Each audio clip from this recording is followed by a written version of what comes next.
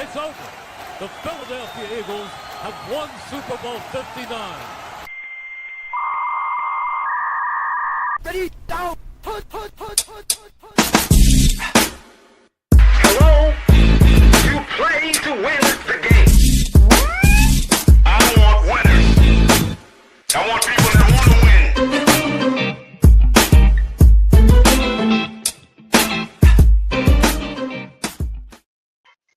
What's going on, everybody? Welcome into the show, the Playcall Sheet. It's a hump day, baby. Happy hump day to you. We almost through with the week. We've got a nice show for you guys today. I'm going to answer some questions regarding impending free agents. Should we keep them? Should we cut them? Should we trade them? That kind of thing. I want everybody's opinion because, hey, that's what matters at the end of the day. Your opinion. So,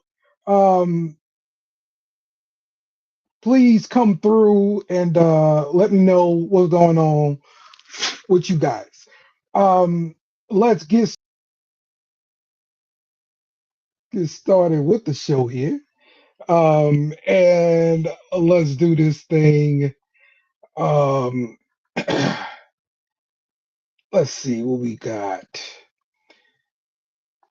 Some news and rumors. Shout out to Robert Woods, the wide receiver. He signed a one-day deal with the Rams. And he is going to be retiring. So great career for Robert Woods, retiring as a Ram. How about that?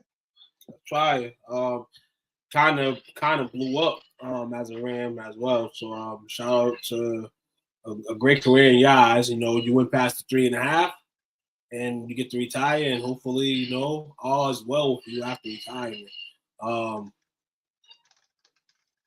There seems to be a little link issue, but no, any of the 3 links we do use, you know, we got to get in here. That's the malfunction. I think the show was padded under another link, which holds another show. So that's what's going on.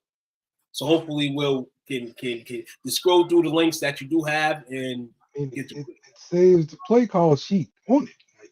Oh yeah, I don't. The way my links operate is the link I usually go to on Wednesdays was, you know, because I went through every link based on the days of the week. So that's just a flip flop, basically. You just got to flip flop the links according to, you know, the days we go. Because we're switching shows. So, Hey. You're not the one to blame. I don't. Oh, I know I'm not the one to blame. Yes. I know I'm not the one to blame. Tell you why I'm not saying you're the one to blame. I'm saying you don't listen when I tell you the ones that I have don't work. I keep telling you. Yeah, we'll talk about that offline. The Chiefs are reworking Pat Mahomes' deal. They're converting some salary into sign-in bonus, and this is going to free up $43 million in cap space for this upcoming season for the Chiefs. That's dope. Open a little bit of flexibility in that sense. Yeah. Patrick's a smart guy. We knew he got his money on the come up, of course, you know, with just about it's all good. So in regards to that, you know, when the money gets swooped up like that, you know, and obviously you didn't win this season, you didn't get the Super Bowl and stuff like that. It's easy to do things like that, especially with your star guy. He's understandable. I like it for the Chiefs in a sense. You know, the Chiefs know what type of season they're gonna probably go into this year, probably without him. So they're just they gotta hope to contain, and having a little cash is not bad at all. Okay. Yeah. Look, it's the Saints model. You know, you're gonna use that credit card. Get your player who you're gonna stay on the team forever, and use his contract as a credit card. Open up cap space. Welcome to the NFL. That's how we run business now, thanks to the Saints. Saints just trailblazers. I want to point that out. Yeah, if you want to be in cap hell for a decade, sure. I mean, yeah, it'll mess you up if you extend the wrong person. I mean, that's why they extend their quarterback. Somebody they'll never get rid of. Makes sense to me. You're doing great. Veteran wide receiver Mike Evans plans to play next year, and he's going to test free agency rather than automatically returning to Tampa Bay. That's surprising. No, it's not. It's not surprising at all. You know, you've been with Philly, you've been with Tampa Bay for so long, and it's about what the market tests you as. You're betting on yourself eventually, but I like the move for him because there's going to be teams that are going to give him a deal.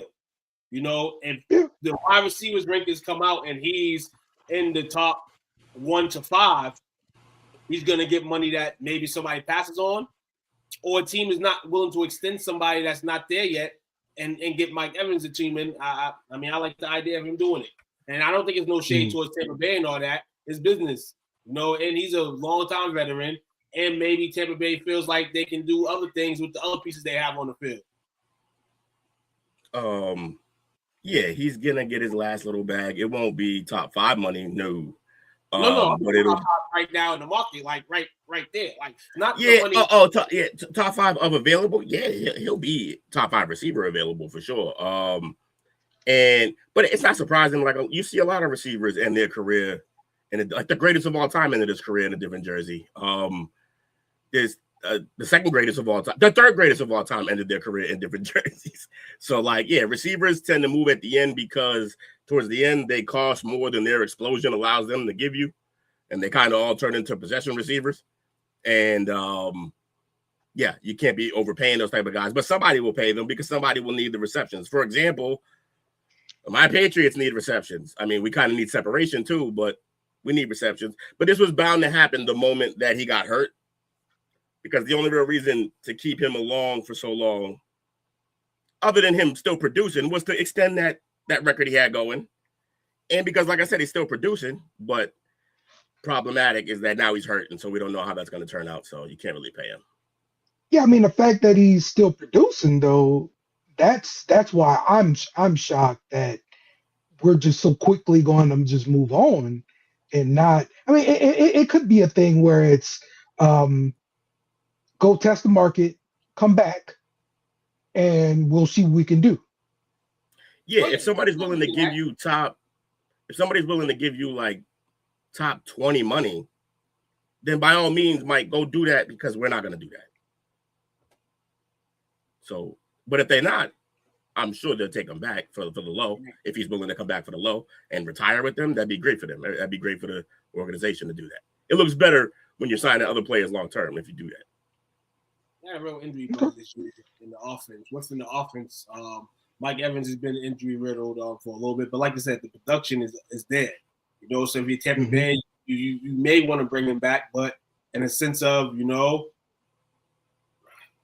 and I say this, maybe they're kind of like with the injuries, like Mike, maybe not. And Mike as a player is like, hey, I can still get it. Teams are gonna go for him, man. Teams are gonna go for him. Are they still paying Godwin? Yeah, Godwin's still getting paid.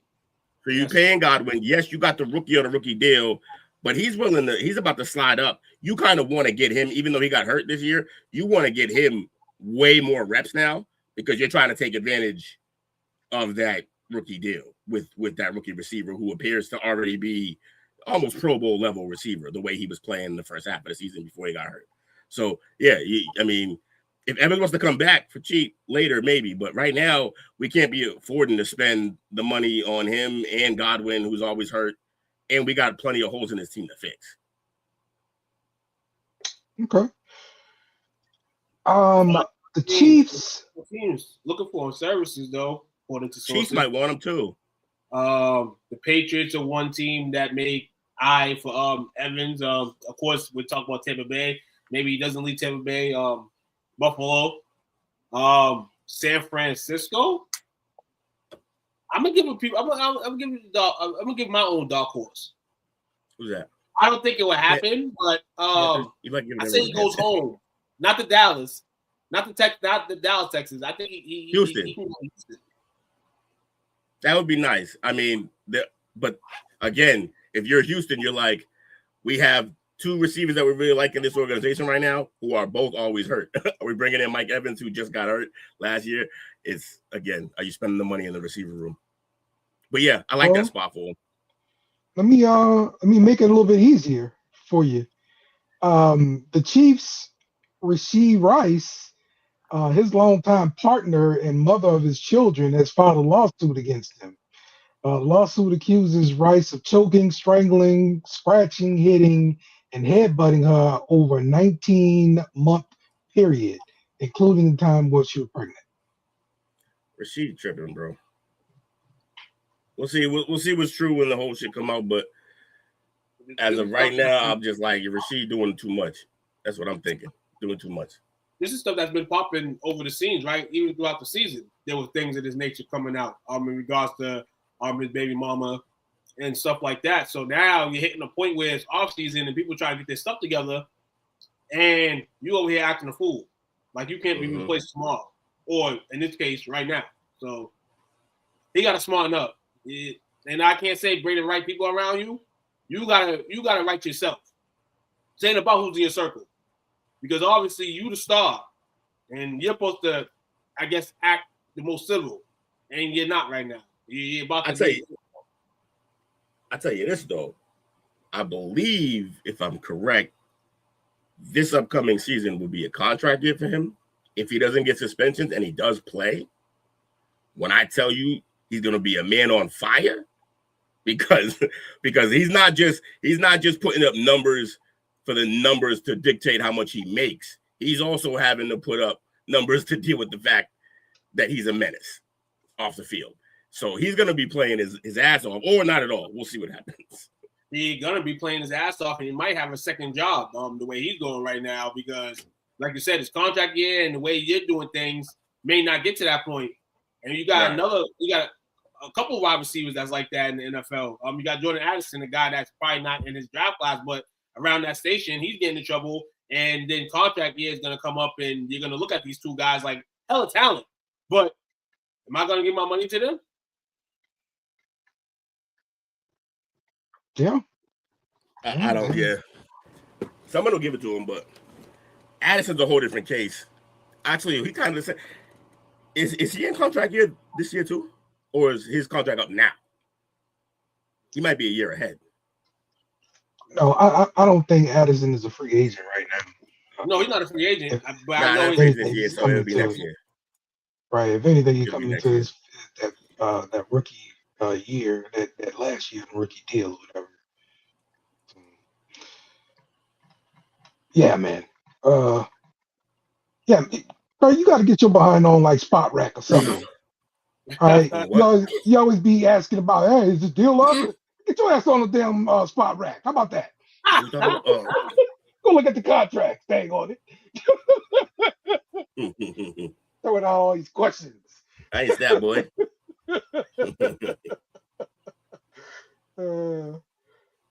Yeah, man. All right. You don't see Stephen A. looking up his own stats. Well, yeah. Final year of his deal. Yeah, Stephen A. here. The unmitigated goal. Well, he is in the final year of his deal. It's final year of his four-year contract. 13.73, that is, which is fully guaranteed. But I think the trouble he got into last year might hit that. He's eligible for a fifth-year option in 2027, estimated at around 17.5. So that 50 option look like it's burnt up now. So he's eligible for an extension actually right now. Right, but he playing himself by doing this. Congratulations, you played yourself. Because if you'd have got that 50 option, bang, that's a big chunk. So the 50-year option, they got to opt into that by May 1st. Right. And that's the 17.5. And they will be doing due diligence to figure out what the case is about before they buy into that. NFL security all over this. Guaranteed, all that stuff's gonna happen to him. And Rasheed Rice, man, if you're not watching stuff about this guy and he's not even doing what you're doing the extreme. Gotta stay smarting up, man. Gotta level up. Yeah, man. Yeah, man. When it starts, look, this is hurting your pockets, like for real, for real. Once it hurt the pocket, you gotta wake up, man. Woo! Like This ain't like a fine hurting your pocket. This is gonna be your first big deal. Right. Like this is like the first real one. And it could be your last. You may never get another one. Right. Right. Exactly, man. So what was the other dude from the Minnesota Vikings? Jordan Addison. Addison. Okay. All right. So Addison. Yeah, we talk about his deal. That was it. Okay. All right. So yeah, Addison is in 27. He comes up in 27 as well. So okay, cool. Good stuff. All right. Coach. What's going on, bro? What's the damn deal, Dale? I'll tell you what's the deal, Coach. What you got? Once again, tell Unc to bring the bag because we need to buy a team. All right. What? The Seattle Seahawks are up for sale right What? now. Sell when you're high. Yeah. The franchise is expected to get about 7 to 8 million. Billion. I'm sorry, 7 to 8 billion, and the sale.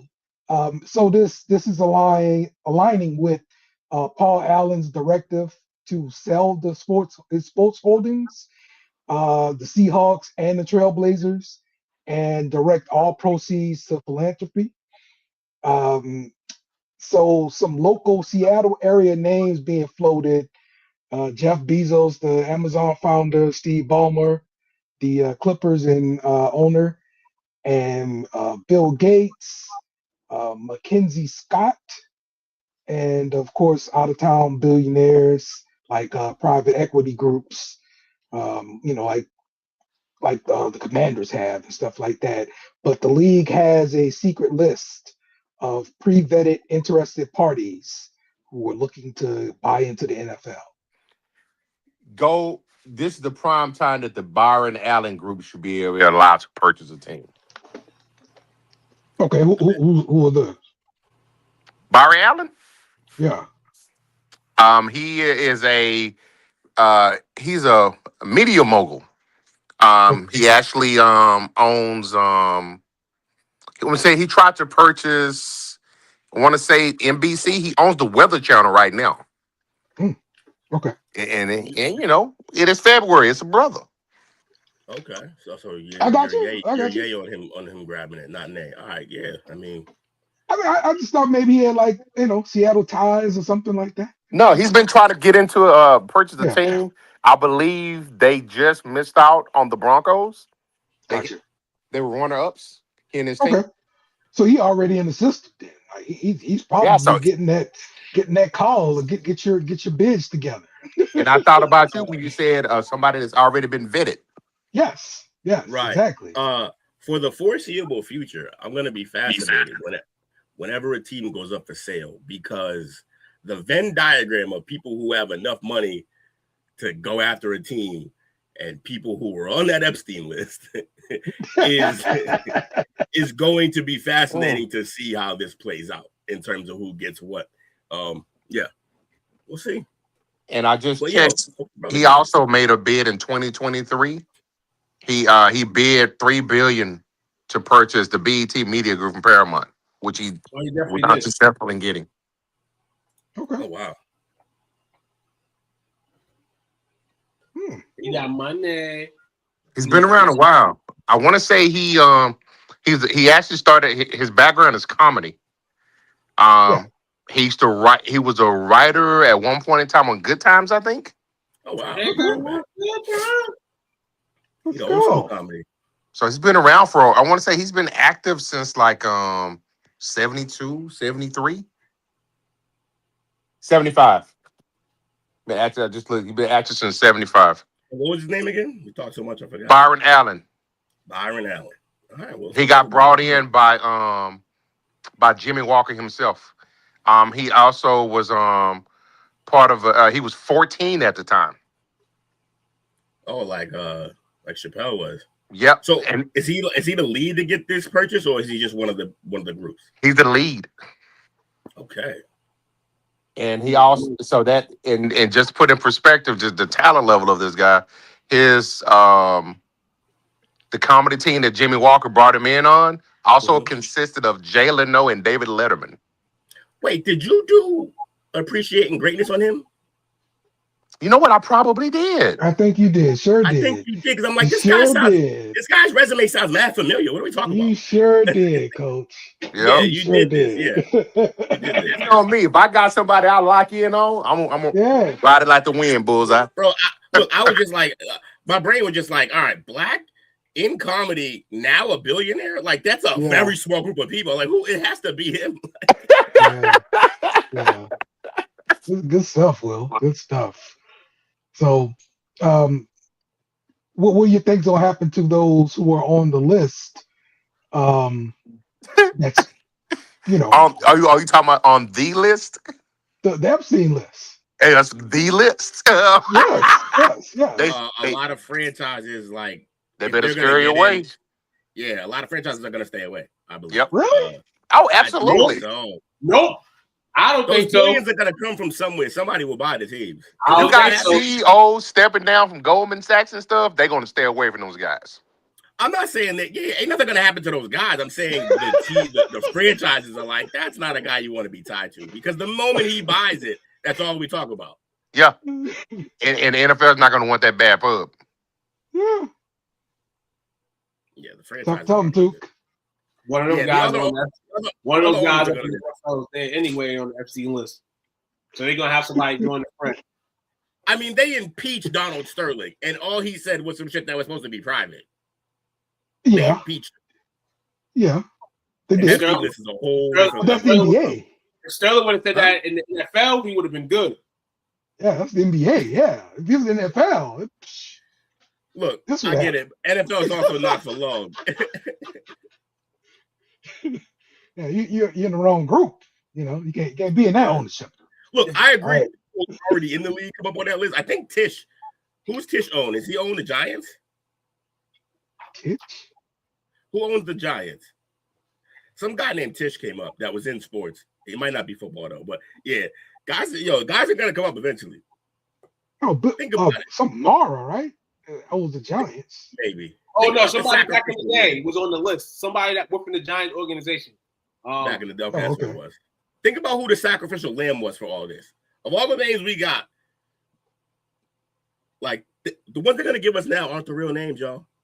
It's not the crazy ones. And they gave us Bill Gates. Yeah. So who are they hiding if they gave us Bill Gates? Oh, Giants co-owner Steve Tish's name appears at least. Why didn't we do more on that yesterday? On the Epstein. Okay. Stephen Tish, who? Dale didn't want that heat. Steve Tish, owner of the Giants. Current card owner of the Giants? Yes. Trying to save you, dog. Saving the Giant. Mike will be happy. Mike's in there. Mike's been quiet while I said all this. That's all I'm saying. It's your franchise, bro. Figure it out. All right. It's time, y'all. These craft rubbing tugs were adults. It is time to play Keep, Trade, Cut. Oh, I love this. All right. So we're ruthless, though. We're ruthless. A lot of these guys are gonna get cut. Yeah, but I mean, look, let's try to have at least some reasonable, good reason. Okay. For doing stuff, like something to kind of back up what you're saying. That'd be nice. Yeah. He's a bum. That sucks. There will be some of those though. Well, yeah. All right. First up on the list, we got Keon Coleman. So, of course, former first round pick Keon Coleman, right? So first thing I did is I went to PFF and I wanted to see the grades because I know he didn't have a great season because I had him on my fantasy team.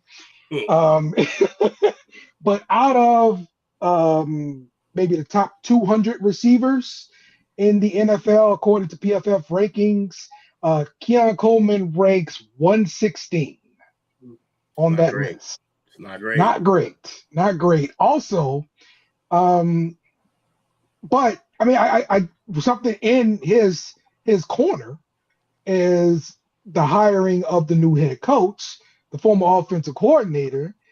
He said that him getting the head coach's job was the best thing to happen to Keon Coleman. So apparently, his head coach believes in him. Okay. I do have I want to say keep just for that comment.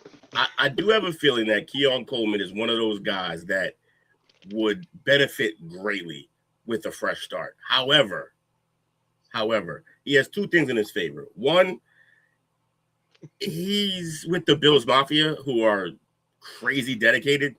Like, they love their team. They love their players. And then two, he, even if they didn't, is extremely likable. People love this guy. And the talent is still there. Do I think he could be what we hoped he would be at 6'4", with decent speed and what seemed like good high-pointing abilities in college? I don't know if he's going to be that guy that we expected. But he still could be a really good possession guy if you stick with him. I'm going to say stick with him here. I'm going to keep him. Keep him. Anybody else got an opinion on Keep him? him. And I only say keep him because of the new coach. You know what I'm saying? And I said it a couple of times that the coach, McDermott, I don't think he believes in him. He went to go sign 40-year-old Brandon Cooks. Yeah. Like I agree.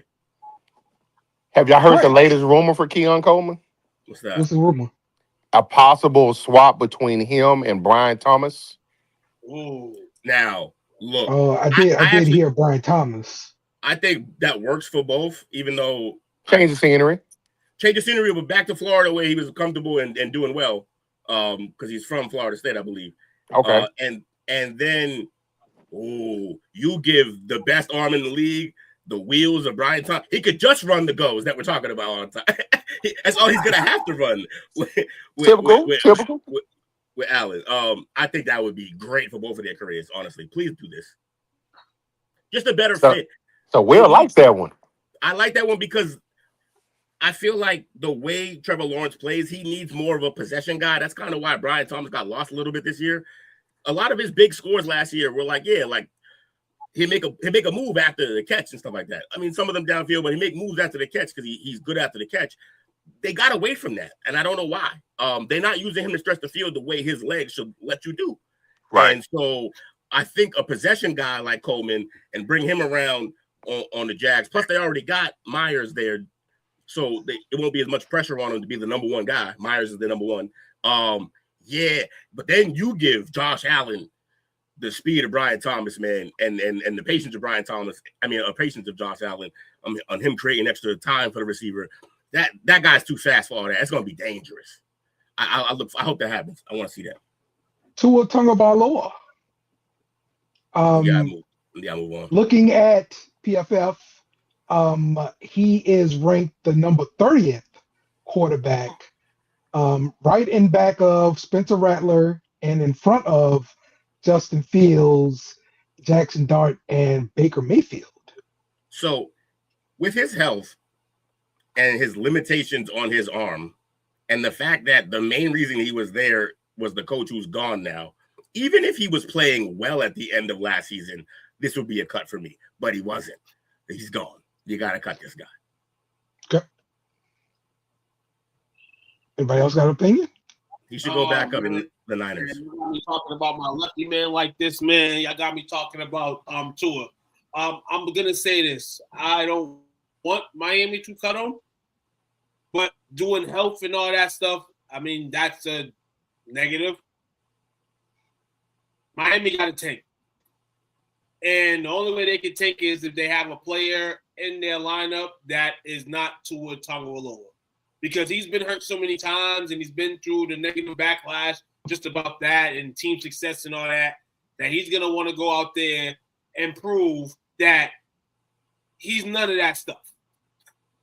He's a top 10 QB, and I'm not saying he is. Miami has to go 10. Does Miami see somebody in the draft next year that they like? Question is, hell yeah. So many guys are staying in school, like Dale said, collecting that NIL money and can't go collect it another year, so they're going to be pro. Get your money, man. Some of those play in Miami. Probably not because of the organization, but because of the scenery, and they're going to need a QB. Because none of those other QBs in their lineup is going to be the guy. So if I'm Miami, yeah, cut him.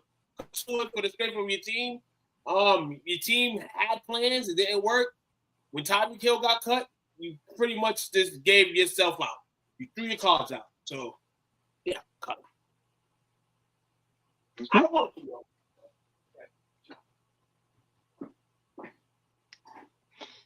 Okay. Let's see who we got next. Breece Hall, the running back for the Jets. Of course, he was drafted in the first round. According to PFF, he is a top 10 running back in the rankings from last season. I think this is definitely a trade candidate. Yeah, because this is the difference between him and the other running back. Other players. He's a top already 10 been guy. traded. He's a top 10 guy position. So why, if you're the Jets, why would you continue to be stupid and cut him? You know what I'm saying? Like, you want to find a trade shooter, and you're going to find one. You just have to just say, hey, dumb down on your value a little bit, and you can get something back from him, even if it's a little bit. But don't cut him. Trade him. Trade him to the Dallas Cowboys. Seriously. Perfect fit. Okay. Are we giving up a third? Nope, you giving up that second first. Second first for what? That's it. Y'all got 2 first-round picks. You give that second one. That's second or third. Baltimore Ravens, Rashad Bateman. Y'all know I don't rock with this dude.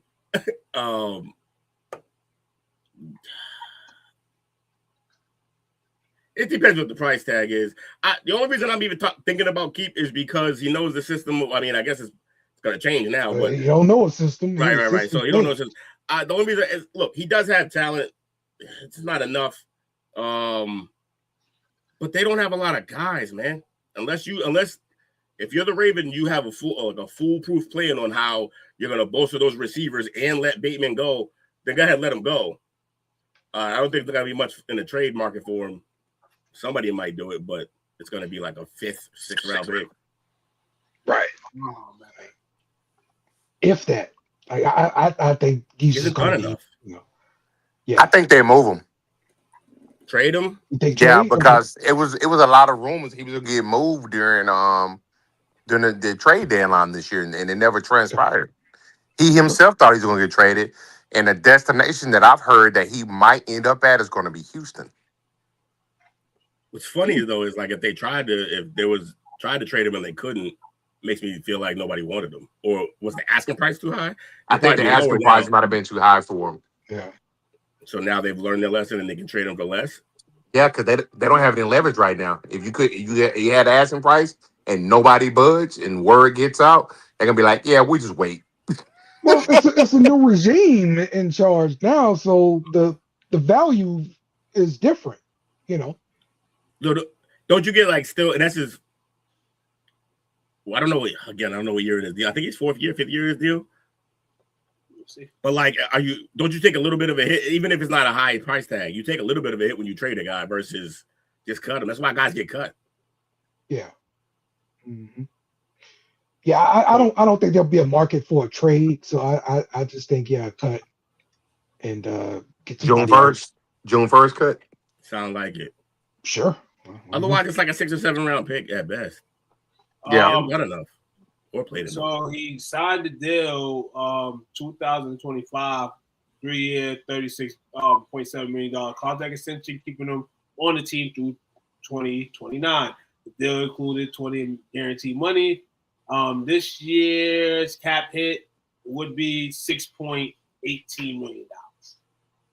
Okay. All right. So someone's got to think he's worth that to trade for him. Yeah, he probably get cut. Yes. It's not a lot of money, but that's a starting running back. So right. Anthony Richardson, Colts. That's a funny one. Of course, you're gonna try to trade Mm-hmm. if you can find a partner. But the way you did everything made it seem like he's a bum and like he can never play again. Like, they like I say, they're gonna try to trade. What was he? A second round pick? He's a first round pick. First round. Ooh, for real? Mm-hmm. Yeah. Wasn't he fourth overall? I'm gonna throw something out. The I'm fourth gonna quarterback. throw an alley-oop. I hope the NFL catches it. All these two teams catch it. We just talked about the lefty sensation in Tua Tagovailoa and how Miami trade Richardson for Tua. They get up. Like if I'm Miami, I'm like, okay, and what else you giving me? Yeah, you can. Yeah, Miami. Miami. Yeah. Why? Yeah, No.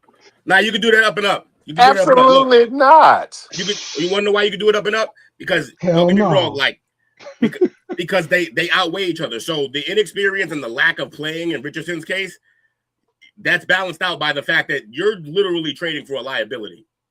He's always hurt, and it's bad. It's a head thing. He can never get up on your field. They both always hurt, so I don't see different. Are we looking at the dead money on the lopside of this? What's Tua's? Tua's got to be some. So he just signed a new deal last summer. Yeah, they got to cut him. Oh, yeah. They got to just cut him. It's crazy. So any team that takes him, they're not giving up a whole lot for him because they're going to be eating some of that salary. Right.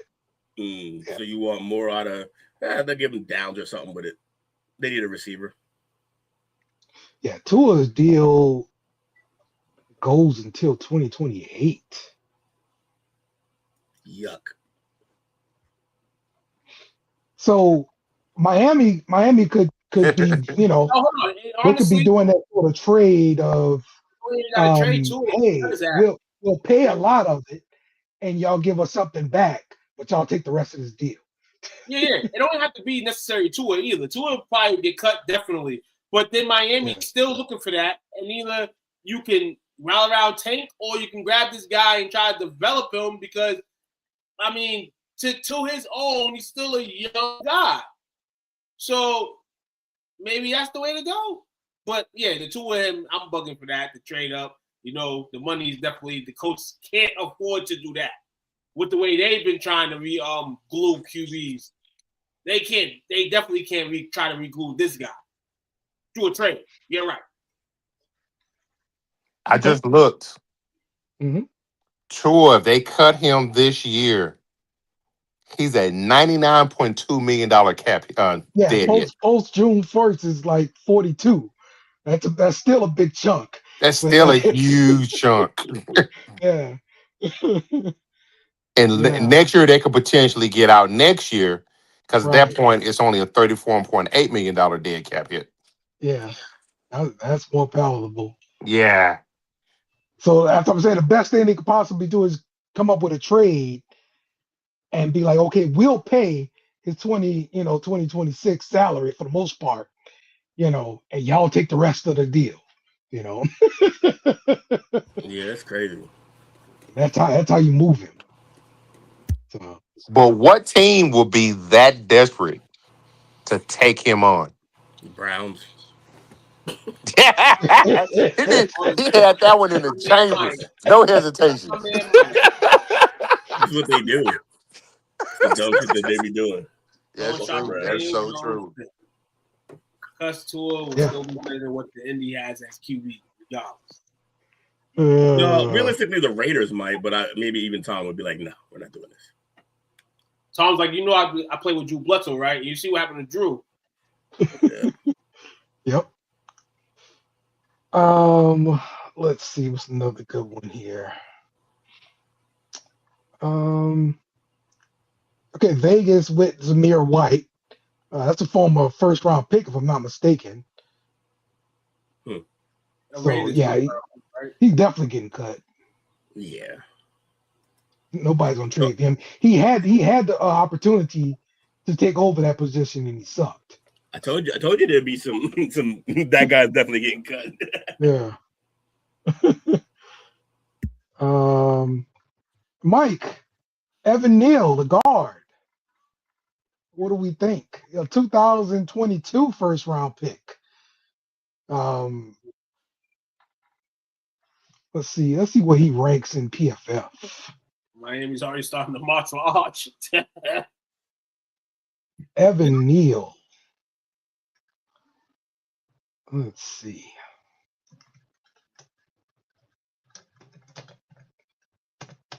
Evan Neal, like, share, subscribe, man. He's not on the first page. I tell you that. I gotta scroll. That's not good. Oh, that's not good. Oh man, yeah. I don't even see him ranked here. Oh man, he ain't even on 10. Oh man, that's not good. That's bad. Yeah. So that's Evan Neal though. Let's see. Evan Neal was a bust at tackle. We should have moved him inside to guard. Eric Flowers 2.0. I feel you, Mike. I feel you. Marshawn Lattimore, Washington Commanders. Yuck. Very interesting. Cut. Why is that interesting? Around already about They just traded for him. Yeah. He's been flipped around already. Eventually, they'll cut him if anything. It was a Hail Mary to see if he still had something in the tank. He doesn't. I mean, he's all right. He's always hurt. He's always been always hurt. That's all he's done. He's been consistent. Let me see about his contract. This is the final year of his deal. So we're talking about, and like he could actually get cut and they could walk away from this like scot-free. So I see them cutting him. They're gonna cut Lattimore. I wouldn't be surprised by it. They gonna cut Lattimore. Yep, that makes sense. That makes all the sense in the world. David Montgomery, the Detroit running back. I think that's too soon. How much he making? I gotta pull that up. Cause I think you should keep him because I like the 1-2 punch they have. They had a new offense coordinator last year. They got a new offense coordinator again. Got to have some continuity. Dan Campbell trying to get fired. Who's gonna get fired? Dan Campbell. So next year he is a $8 million cap hit. Let's see, his deal voids at 2028. So if they release him, it's almost a $5 million cap hit, and then the next season will be almost a $2 million cap hit. So You say $2 million? Yes. Oh, he's a key. Not bad. It's a key. Not bad at all. Yeah, I would keep this guy around because You said they got a new he's been balling. Right? You said, Great one. There's a new offensive coordinator. You said there. Yes, there is. Yep. Yeah, this is the max limit of David Montgomery as a Lion. So this year, we'll say a year from now, because obviously we have to go through it. But yeah, a year from now, he won't be on that team. So yeah, he'll play this year. But you'll start to see the wind blow a little bit towards Gibbs this season. It did already been last year. It did. It's already more. So yeah, I mean they'll keep him for the help, but yeah, they're trying to figure out how they can keep Jameer Gibbs and say fuck the help. And that's if anything, you'll see them go in the late rounds of the draft and try to get another smash to Gibbs's dash to move on after Montgomery. Get a guy in there. I can see that. From a cost standpoint, it makes all the sense. Mm-hmm. And then you can see Quay, Montgomery dip on over to back to Chicago. No, Nice. that'd be crazy. Quay Walker, the linebacker from Green Bay, he's a free agent currently. So, do they sign him back? Depends. They got a new DC in there now. What's his Right. philosophy? True. And this is a guy just coming off of his rookie deal. So, Yeah, and to me, if it was clear, but if it was clear, it would be no question, right? So if there's a question, that means he didn't play.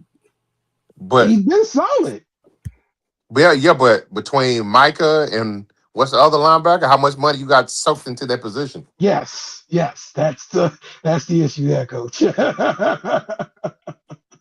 That is the issue right there. He might have got moved on the minute they got Micah. That is the issue. The other pieces of the pie. Let's see. Walker. It's not on the first page. Let's get this. There it is. Quay Walker is number 82 linebacker. Right behind Matt Milano and right in front of Quincy Williams.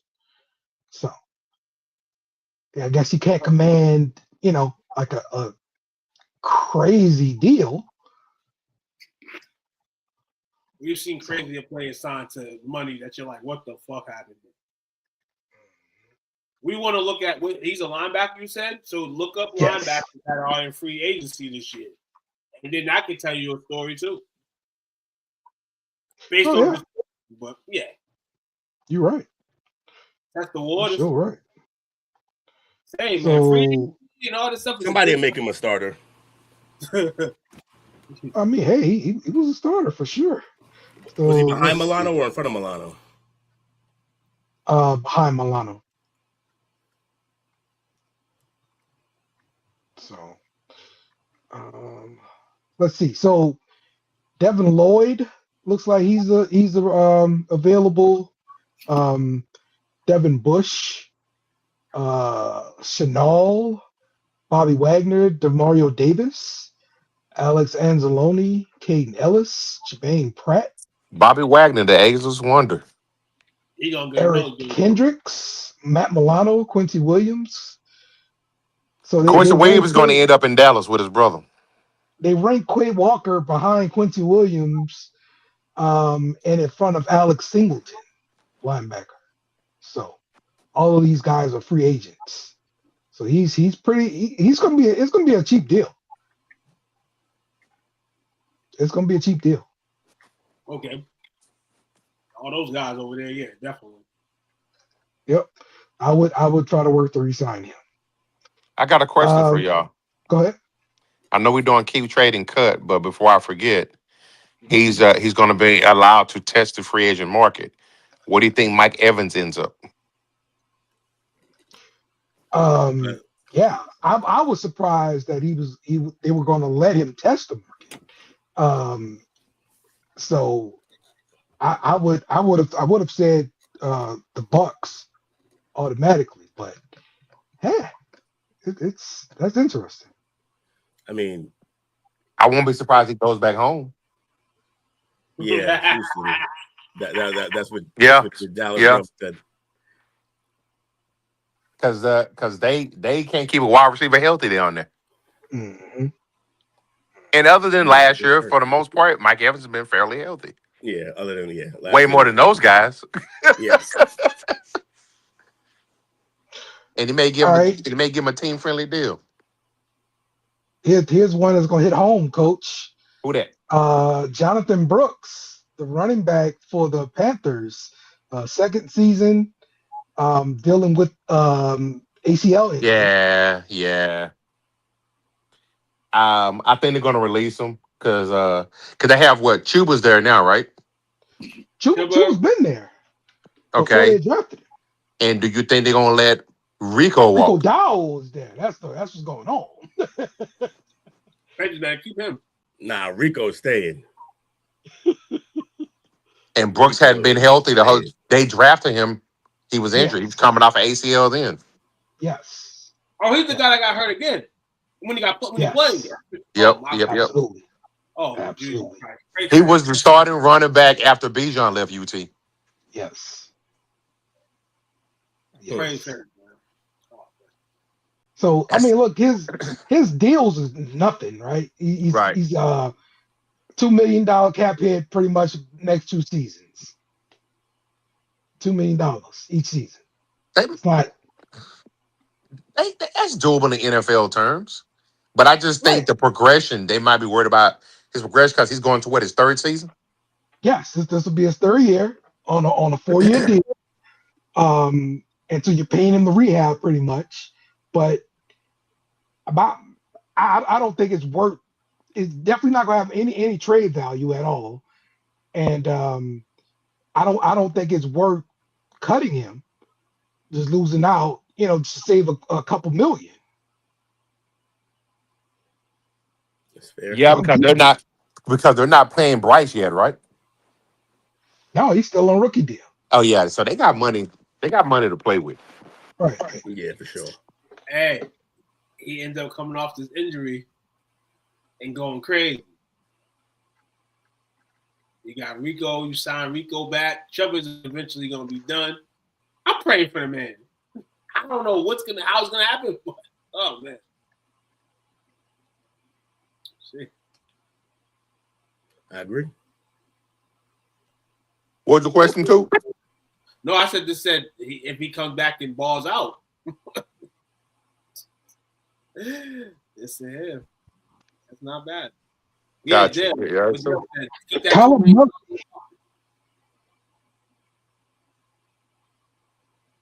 Say what? Kyler Murray. Oh, Kyler. This is a fun one. It's definitely trade, right? No doubt about it. It's trade. Crazy. Who's trading for that though? So his deal is up in 2028. Next season is a $52.5 million cap hit. So the only way they can trade him is if they eat some of that. We'll pay half of it this year. Whatever, right? It's the only way. Yeah, basically. It's not ideal. Y'all want to hear something? What's that? Let's hear it. He's staying right in Arizona. Think so? Because nobody wants to trade for him. That you can say that, but it's not Arizona's fault. All their wrongdoing. If they want to get rid of him, get rid of him. It was an experiment. What did you think was gonna happen when you got Kyler Murray? Were you thinking Super Bowls and some championships? What were you thinking when you got him? I mean, he's won on every level. Be the guy, yes. No. Well, he didn't win it all, but he's been a winning type of what we know about the NFL, though, we know about the NFL that guys small like him ain't gonna get it done. We know this. Well, we know this. So I think it's less about the height. Huh? Russell Wilson had just been successful. Drew Brees was being successful. Right. He don't have the work ethic. We're talking about the Arizona Cardinals. Call the Cardinals here. We're not talking about the Saints with Drew Brees. We've seen their dynasty. Yeah, but before Drew Brees got there, the Saints, you would have said the same thing about them. No, because Drew Brees already. No. What? Why wouldn't you? The Saints were one of the worst teams in the history of the league before Drew Brees and then went over there to change that. Wait, Duke, you're saying a big criticism was the height, right? Yes. And I'm saying at the time when he got drafted. What did you expect of Kyler Murray being the number one pick in the draft? That's what I know he killed on every single platform. High school, college, I know he did that. But I'm just saying, Arizona, the Cardinals, what did you expect when you got him? You expected to get to the Super Bowl? Yes. That's what you expect every quarterback you go out and draft. To me, he's still a top. What I'm saying is he's a top 10, 15 quarterback. And when he plays, he puts up numbers. He got hurt. So who are you replacing him with? Okay, Jacoby Brissett can only go for so long. It was a great ride this year. I think you're replacing him with somebody who will work harder. Even if it's less talent at the position, you're trying to replace him with somebody who will work harder than he does. Go get somebody in the draft. Go get somebody in the draft in the later round version or something like that. Develop them. Keep Kyler there. Is it fault that people weren't going? The thing is, I don't think they're going to go into the draft this year and replace him. But, like, if he's there, you're in purgatory because he's going to win you 6 to 7 games a year. You're not going to pick top of that draft to get the quarterback you need if you're going to replace him. Well, here's the problem. Like, he's $52.5 million cap hit. There's that. You're expecting the world from that guy. No. This is the guy that you took number 1. Yeah. So to back my question, what did you expect? The world. More wins. What did you expect? You expected more wins. No. You expected a flash of entertainment. You've been getting the flash of entertainment. That's all you wanted. You was not getting no Super Bowl. Nah, you expected to win. Yeah. No one drafts a quarterback that high doesn't expect to win. Right. No. They want a good player. They want a good player. And I'm saying Kyle is a good player. He's not bad. So what are you doing by getting rid of him right now? What are you doing? Oh yeah, I mean, he's on the second contract and he ain't gotten you anywhere. Yeah. So if they can get a trade, they're getting out of this deal and starting over. Like that's what they're getting out of it. It's a bad deal. Yeah. In a team like the Jets they would trade. Yes. There you go. Okay. And differently, but then you look at them, they have money management, and they on the same road that Arizona's in when it comes to a QB. You're gonna have to find a new one. But do you want to go after him for the reasons I just mentioned, dude? You just had Justin Fields. How'd that go? Mm-hmm. Calling to the Jets makes perfect sense. I just think that Kyler Murray, though we have our differences about him, he's still a ladder 10 to 15 quarterback in the league. Arizona, at some point, your team just has to get better to be better, and that starts with a lot of other people besides Kyler Murray, like your star receiver being on the field, the guy that the guy in Marvin Harrison. You know, shout out to McBride. The others look like they wanted to win this year. So now if they get Kyler back next year a little healthy, Marvin a little healthy next year, maybe the wishes do come true for Arizona. They can start winning some games. Yeah. That's the other thing. If you no longer believe that he's the guy, do you want the young guys on your team getting used to playing with that style of play when it's going to change? Because that's the thing about Kyler. The thing about Kyler is that he's not going to run offense. Well, even if he does, even if he was to try to run the offense, his style of play, like I've said before, is still draw it up in the sand and just go as you go along. You got to make a play once the original play breaks down. That if that's not what your team is going to be, you have to dedicate a roster to that style of play. You have to. No, yeah, and that's the reason why him and Marvin Harrison Jr. can't mesh. They don't work. That's what. He's a tactician. He's been running routes since he was in diapers. Yes. Diapers. Yes. And now you want him to play off script. Yes. He's not used to that. Yes. And let me throw something else in your perspective in regards to Kyler. He has now gotten 2 head coaches fired. Yes. And one of them was his from college. Yeah, his guy. Yes. Exactly. That pretty much got hired just so he can coach him. And he didn't have success. Right. He did not have the credentials ahead of time. That's right. That's right. Good points. Very good points. All right. I like that. Good stuff, y'all. All right. Let's get on down to New Orleans the day after Mardi Gras. Do we have to? Yeah. You're damn right we got to. Saints update. Let's do it. I want to focus in on the linebacker position this week. So we've got our best linebacker up for free agency.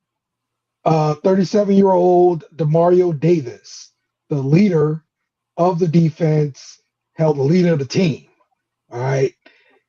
But real talk, like he's probably not going to return back to New Orleans just because, we need to get younger.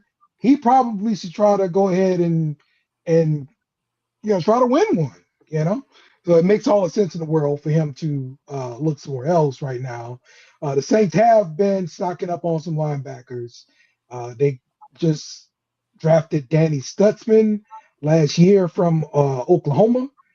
And I think he's going to end up being the guy that starts alongside of Pete Werner.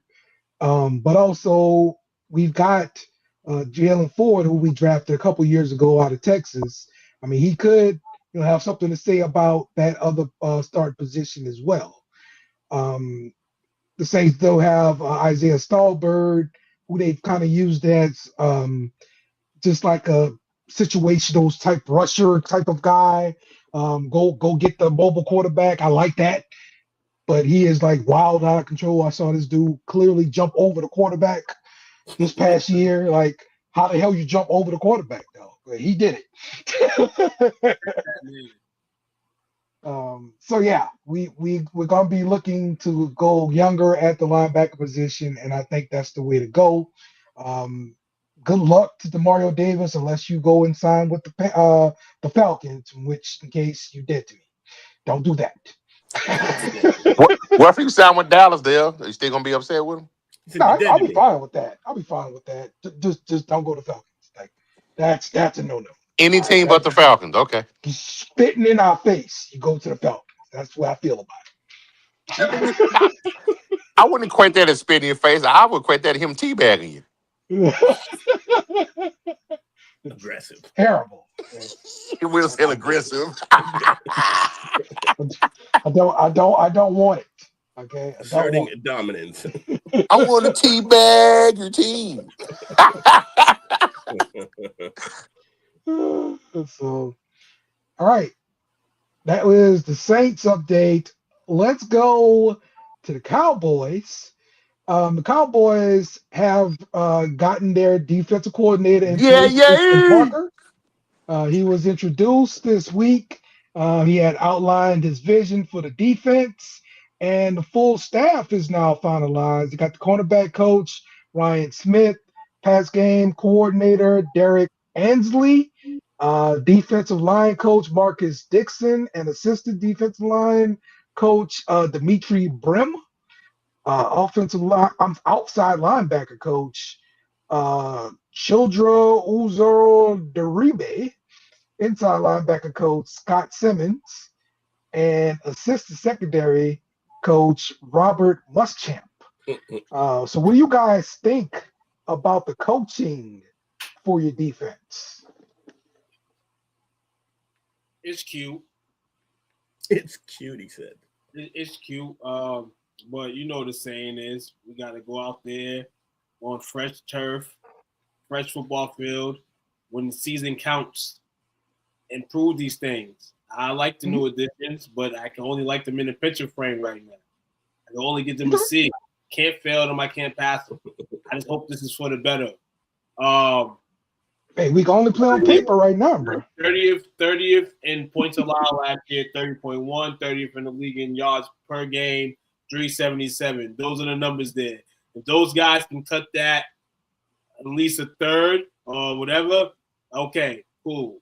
But right now, the picks are cute. But I like the direction we're going in. I liked it last year with the sense of the coach and feeling like he had his own shirt on, his own coat, his own sweater. Didn't have Jerry Jones's name on it. So hopefully this year with other coaches being there, other new additions, that happens as well. Notably, I mean, we all know the George Pickens stuff is going around. Rather, you should franchise tag them, trade them, this and that nature. We know as the draft goes, see guys like Mike Evans trying to enter free agency. You know, why have Mike Evans when you can have George Pickens? You know, so that's something to think about as well as us potentially signing him. And then for me, the draft. Draft coming up soon. we have the 12th and the 20th pick.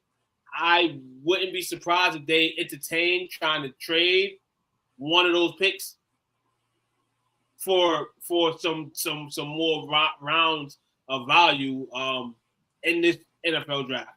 So for me, that's about what I got on my Cowboy side. Coach probably give you a little bit more. Okay. What? That's what I. What you got, Coach? Man, I'm ecstatic on the new defense coordinators coming. They're going to go to. Only thing I question is the investment, the initial investment. They're going to be going back to a 3-4, which they haven't ran in quite some time Mm. since the DeMarco Ware days. So they're going back to a 3-4. So they're going to have the investment there, but they got a couple of younger linebackers that didn't get a lot of run. See what they can do in different positions, the Leo files and the whatnots. Also, I like the staff that he put together. I think the oldest person on the staff is like 47, 48. Everybody else is in the mid to late 30s. So he's got a staff that he can grow with. If he got a philosophy that he's trying to implement, he's going to be able to do that because there's going to be a lot of guys who coming in. I think got some guys from the college ranks, some guys from NFL ranks, so you get different perspectives, especially with the league going to the RPO offenses, being able to combat that with his college coaches coming in. So it's interesting. A lot of people was it was a lot of hoopla today talking about trading Kenny Clark. You don't trade Kenny Clark. If you trade Kenny Clark, then that Micah trade was that much worse. Yeah. So I think because I think Kenny Clark is more of a true nose guard in that 3-4. Yeah, that's what I was about to say. Yeah, you have I Williams was and thinking Osa. about Quentin Williams. Like, what you gonna do with him? Like, that's been my concern there. Like, Yeah. I think he slides out to one of the outside defensive lineman positions. Because he's definitely not going to be a nose guard because you're going to need a nose guard to set your anchor. So, Williams and Osa are upfield type pass rushers to try to collapse the pocket. So I think they fit in that narrative a little bit more, which means that you're going to have to get some pretty stout linebackers on the inside line representation, some guys that thump. If you're going to have those ends like that who rush upfield, you got to be able to still protect the middle of your field, middle of your defense. I still think if they don't have any of their guys, if they don't have their top 3 guys still available at the pick 12, I won't be surprised if they trade out of the 12th pick and try to pick up a second and the third, which they don't have. I can potentially see that. And then still possibly getting your guy. I think it's a risk. I don't think Styles may not last that long, but I definitely would like to see him here. So maybe they can figure something out. That aspect. I've been hearing a lot of rumors about. Gotta go do a little bit of homework on him. I believe his last name is Cunningham, if I'm not mistaken. A safety from Toledo, maybe. A lot of people say they got a day 2 grade for him. And he might be a potential target on the back end of the defense. Some people are even saying he may test better than Downs. okay. Guy out of Toledo over Downs. Okay. Let's do it. Because a lot of people would think, no, Downs is the absolute. He's a football savant, has a high IQ on the field. He's a football player. But as we just said earlier, how they're going to translate to the next level? He may get to the next level, and he may, have some opportunity there. His if he has, which I don't think so, but if he has any type of physical limitation, it'll get exposed on the next level. Let me ask you about the running back Javonte Williams. Yes. It's been said that Stephen Jones called him like the top of our list. Yes, they want to get him done before free agency actually starts. Okay. They want to have a deal already kind of mapped out. He's a priority because that's going to, once they get him out of the way, that kind of solidifies that offensive side, and all they got left on offense is figure out what type of deal they work out with with picks. Defense. Yeah. Then so they can concentrate on the defense side of the ball on the draft. Okay. Good stuff, man. Go get Good Jeremiah stuff. Love. You heard? I All think if he's there, if Jeremiah Love is there at 12, they draft him. It's going to be just like the CeeDee Lamb pick. You know, probably at that point in time, you already got Williams in tow, but you can't pass up that type of talent. You got to take the best player available. Hey, yo, man. Time's ticking, man. Less than a year until Dallas Cowboys celebrate Super Bowl trophy. Here we go. Yeah. Here we go. All right. Let's talk about Patriots. Only one bump. There's only one bum today. Yes, only one. Heavy speculation on the trade market here. Max Crosby saying to be a top target. And we're talking like a Micah Parsons type of trade package to possibly acquire him.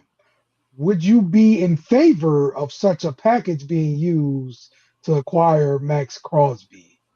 Yes, you're not going to get anybody as good as him in the draft. And if we plan once acquiring him, any picks future that he's on the team for aren't going to be more than 20, like lower than 25, 24. I mean, I think we're going to be a perennial playoff team. So I don't think those picks will necessarily come back to bite us. How many was it for Micah? 3 or 4 first rounders. Micah was two first rounders. 2 first rounders. Yeah, if it's 2 first rounders, you do that yesterday. Like, by all means, that is, you 100% do that. He takes a great defense that literally, like, say what you want. I love Drake May, and I think he had a great season. He wasn't his best in the playoffs for whatever reason. You can call it the line, you can call it him, receivers, whatever you want to call it. He wasn't his best in the playoffs, and that defense carried. And you're talking about adding possibly like the second best edge guy in the league. At the exact position we struggle at. And we got good production out of it this year. Well, not production. We got good pressure. They did better than we had in some of the like more recent seasons, but we still didn't get home enough. That was kind of the problem in the bowl. Like, yeah, we were getting pressured a lot, but we were also trying to pressure Sam Darnold a bunch, and we were getting some pressure on him, but we couldn't get him down. He kept just stepping out of tackles. We didn't have finishers out there, no closers on that line. We got guys who can rush, but no closers on that line. You add him, that's a closer. And you know how a great closer is. He can make another guy a closer. So, yeah, I would 100% do this deal. Okay. Expeditiously. So like one of the things people were pointing out like during, I guess, the season was the lack of, I guess, pass rushers in the playoffs as far as like, you know, the superstars, Max Crosby's, you know, in the playoffs. And the best one I could come up with is Nick Bonito. Right. And that's because he was already on, like he rose into a good defense already and became a star within a good system. Whereas a guy like Max Crosby, it got drafted because he's amazing and he's being asked to turn a whole defense around, but it's the Raiders. And so and so it's not working. Yeah. Plus, look, the fact that he even is considering leaving when he was so gung-ho about staying, but now he's like, look, I meant it because I thought we were going to be competitive, and we're not even close to that. So they trying to lose over here, man. They right, to tank. but that means, look, it's not a guarantee that he gets traded to a contender, but it's more than likely they're going to look out for him and do that. To at least a contender. Flores was right, man. I'm just saying he comes here, he's going to be highly motivated because he's going to be on a team that's contending, and he's going to be a big piece why. So yeah, I would do that. What else we got for the Patriots though? Is that the only idea? Yeah, that's all I got for the Patriots. Well, because there's also like ideas about like, so like Tuke was saying, go out and somebody might go out and get a Pickens if y'all don't sign him. I've talked myself into liking that. I think on this team he would get the ball plenty to keep him happy, because we need it. I've also heard rumblings that we might move on from Diggs, but I don't know. He's got a lot going on off the field, not like cases and stuff, I don't think, but like just a lot of drama with that guy. He's got the choking case going on with the chef. Oh, there is a case. That's right. Yeah, there's the case. So then we have the split up with Cardi going on. If he wasn't the leader that he was, it wouldn't be a question. We'd move on. But he's been a great leader in our locker room. But I did see some things in the bowl. Look, I know the game was all but over, but you may never be in this game again. You got to run out every route, and he kind of was out there just chopping his feet towards the end of that game, not really trying to create space. Because even if you can't win that game, you can make us look like we didn't get stomped. Like, you could do that if you got pride in your football team and in this organization, and he didn't do that. So that leadership is there, but leadership is always great. That energy is always great when you're up. But we faced adversity, and he didn't seem as happy about it once we got adversity, which is what he's kind of been known for. When there's adversity, he starts getting chatty and stuff and maybe not giving 100% effort, even though we love him. So, yeah, I don't know what's going to happen with Diggs. Right quick before you move on, just some of the people. I'm going to do two things right quick. Some of the people that we need to worry about re-signing. Chason, you know him well. No matter who we bring in, even if it's Crosby, I still want Chason on this team because I think Chason is exactly the type of guy that if you put Crosby on one side, suddenly he becomes extremely dangerous on the other side. Yep. He's going to be cheaper right now. So, yeah. Right. So sign him now before you get Crosby and make him look good and got to pay him a lot more.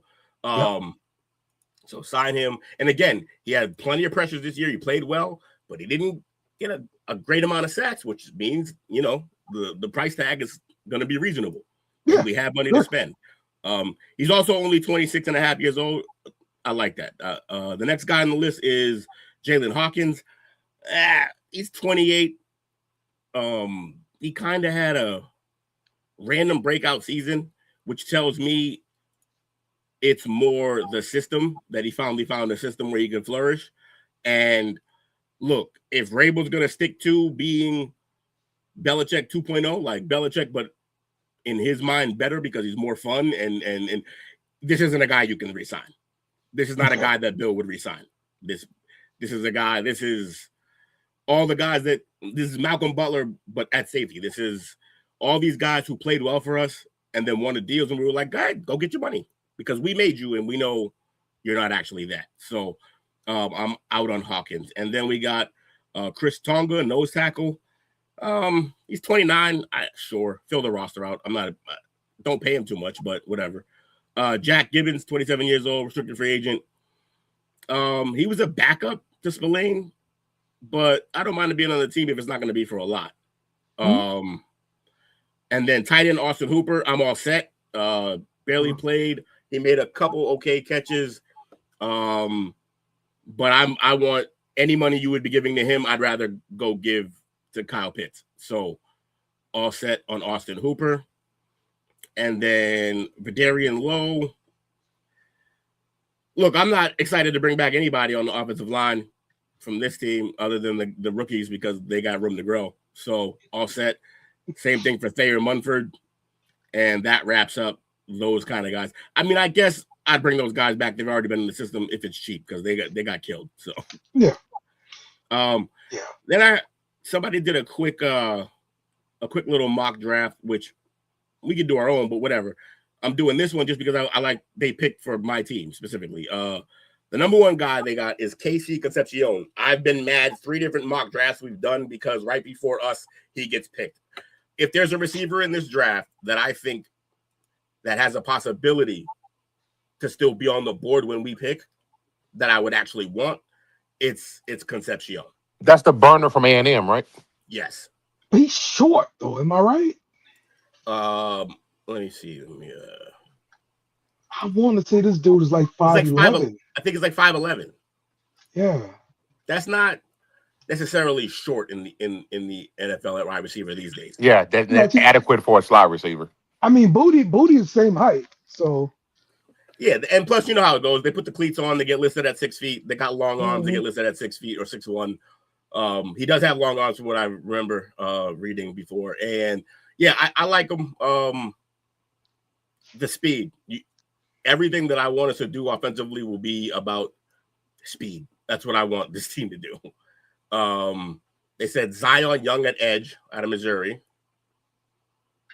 Also, Akeem Mesidor.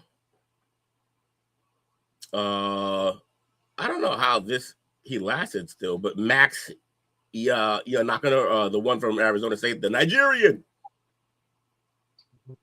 Okay, so they're just naming of all the different type of guys we should get because we can't get all these guys. These are all high. Like you're gonna get one of the first 5 guys they name. So all right, we'll see what happens. But yeah, other than that, not a lot of Patriots news. It's that time of year where we're just waiting.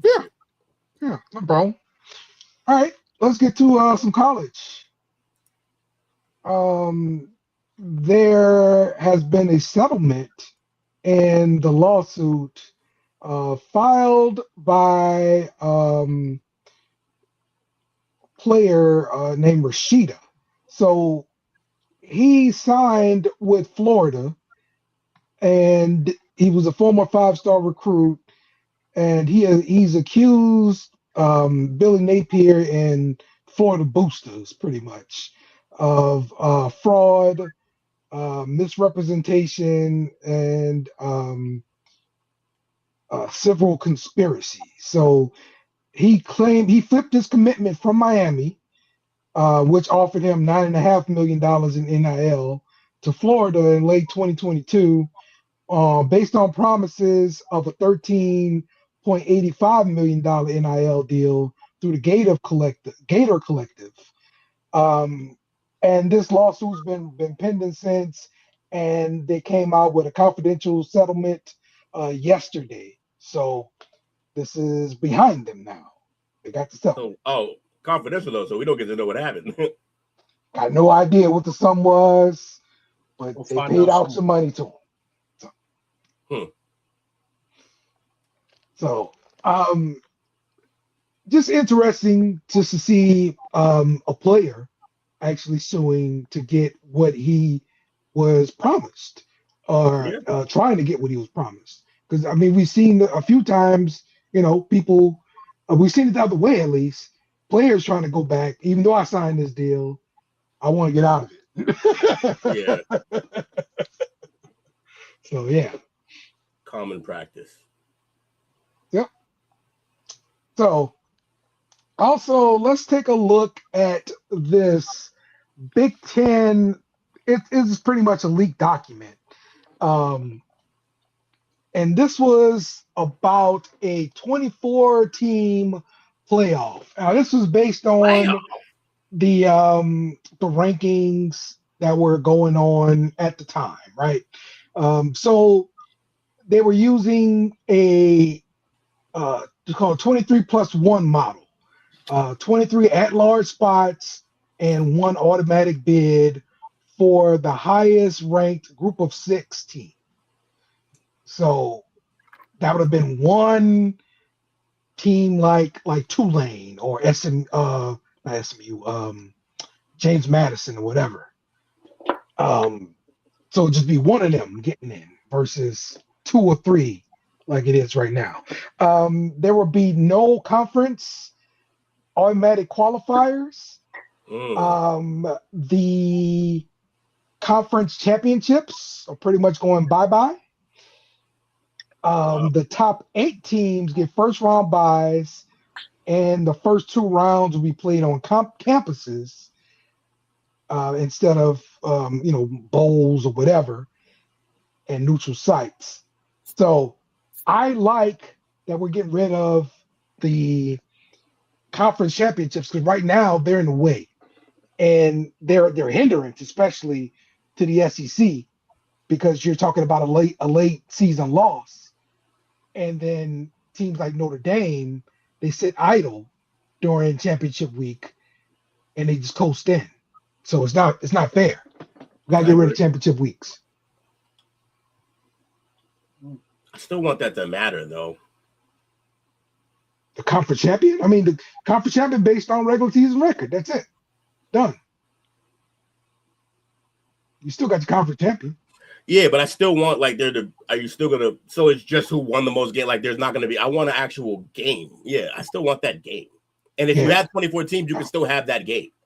Oh, the game is outdated now. Nah, man. You now you just changing what's fundamentally fun about conferences, though. Think about it.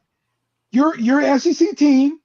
You know, you're in the top 10, right? And you're playing against the number 1 team in the nation, and you lose. Well, now you're out. Don't lose the game. Don't lose the game. What the hell you mean? Don't lose the game? I don't want to have to play the damn game. I want to be like Notre Dame, sit there at number 10 and just sit idle. Yeah, but here's the thing: the whole time we've shit on Notre Dame for being like that. I don't want to join them. I want them to fucking change. Stop letting them have automatic bids into the damn playoffs, and maybe they'll get their ass in the conference. Yeah, by the way, I'm not asking for the automatic bid. I just want to make sure we still have conference championship games. It doesn't need to be automatic bid to win that game. Coach, you got a take on this? I mean, this is not gonna come to pass. This is just an idea.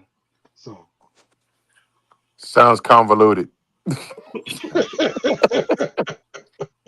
but it gets us closer and closer to two things. Closer to crowning a true national championship on any given Saturday or Sunday or Monday. And it allows us to get that much closer to Tuke's dreams of 64 teams in the playoffs. That's unbelievable. That's all I thought when I heard it. Anything for the playoffs, man. Yeah, I agree with Dale, man. Conference championships are like out the way. It's getting out the way in a sense. You know what I'm saying? Nobody. If you want to play conference championship games, do this. Cool. You guys play for your conference championships, but us as a committee, after the last game of the regular season, we're stamping everything. You are in the playoff based on what you did in the regular season. The conference championship can be for all the people that want to show their Mardi Gras and their bees and celebrate their teams. But don't make it worth the while of somebody on selection Saturday or Sunday not being in because they had to play in their conference championship game, represent their conference for your benefit. I'm talking about the committee and the NCAA. Get y'all money and then you hold them. Yeah. Yep. Yeah. My thing is, I just don't think once you make it 24 teams, I don't think all the scenarios where, oh my God, you lost your conference championship game, it's not going to be much of an effect anymore. All of the teams in a conference championship game will be in the playoffs because they're only in the conference championship game because their record was good that year. So there's going to be enough spots. It just won't be a guaranteed spot for winning it. Yeah, but if you're talking about a conference championship and 2014 in the playoffs, like you're talking about too many damn games. It's already going to be too many damn games when you go to 2014 in the playoffs. This is football. Good, then you know what? If it's football, then and you can't say this, but shave off them bullshit games at the beginning of the season. But you're not going to do that because those teams need it. How about some of these conferences get rid of the divisions? No reason to have two divisions in the same conference anymore. I mean, sure. I mean, that's pretty much what the SEC did. They got rid of divisions. Pretty much what It's pretty much what Ohio State's been doing for the last so many years, but I'm not going to say nothing.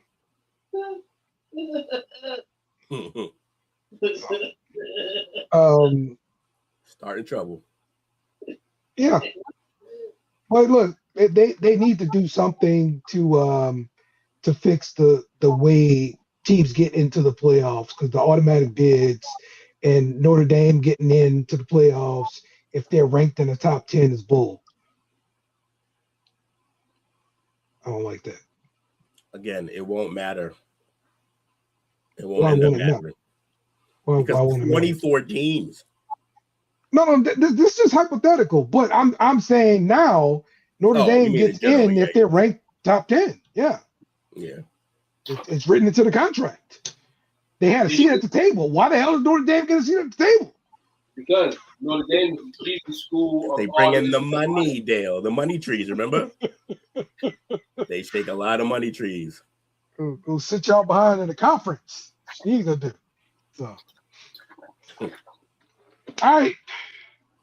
That's gonna wrap up the show for today. Let's go around the room, man. Let's get some final thoughts, get some shout outs. Start off with you, Took. Shout out to y'all. Shout out to the plug. And y'all already know, great night. It's hump day, so make sure y'all get some hump after the show. And if not, you know, you might have had too much on Valentine's Day that your girl's tired. You know, like, share, subscribe, STWF TV, STWF sports.com. I'm out. You heard? Shout out to you fellas. Shout out to another week of great shows.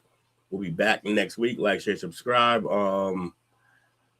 Next week we'll be on the same new schedule. Get used to it. And Yo, you know, we haven't done homework for Chop Up in a while. Like, we're not even trying new stuff anymore. Is there no new stuff? No, we're just about man. Also, hey Will, what do Dale Earnhardt and Pink Floyd have in common? Both their last big hit was a brick in the wall. Yeah, 100%. Oh wow, so dark. So dark, but he lived by it. He died by it. All right. Be sure to check us out tomorrow for Best in the World. We're gonna be talking wrestling, and Mo wrestling. Come through. Wonder if they'll be wrestling. Coach, got anything? Shout out to you fellas. Great show tonight. Lots of fun. And if I'm not mistaken, the combine starts Tuesday. Ooh. Really? Ooh. Wow. That snuck up on me. Because usually got pro days first, right? No, pro days are second. Pro days second. You're right. Yeah, pro days are second. And I want to say the combine is, it starts Thursday, February 26th. Let's go. So next week. Yeah. Go Underwear Olympics, baby. Let's do it. This guy. We getting closer to the draft, baby. Go Team USA. We'll win today. Sydney is saying Kenneth Walker priced himself out of Seattle. Yep, he did. With the Super Bowl performance. And they said they're not even going to franchise tag him. Yeah. They said they're going to pay him? No, they're going to let him walk. Oh, I would let him walk. They said they have other priorities on the team. Listen here. I would. You know, I would. If I'm Seattle, I don't sign him back. You know why? Because he won that Super Bowl for you. That's what he owed. Well, he didn't owe you guys. That's what he gave you for being injured all those years. Yeah. You know? So. Part of him being injured was them not blocking for that guy, but yeah. He had some struggles there for a little bit. He also had a great year. Like his rookie year and the year after, he was solid. Then he got hurt. Yeah. And he got back to it this year. People taking back Chardonnay and fantasy teams, man. They feel like. Mm-hmm. Yep. All right. See y'all tomorrow for Best in the World. We out. How are we getting out of here? Deuces. Deuces. Deuces. Go.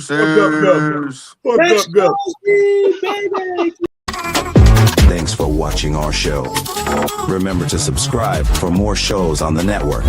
Smash the like button, share, and comment.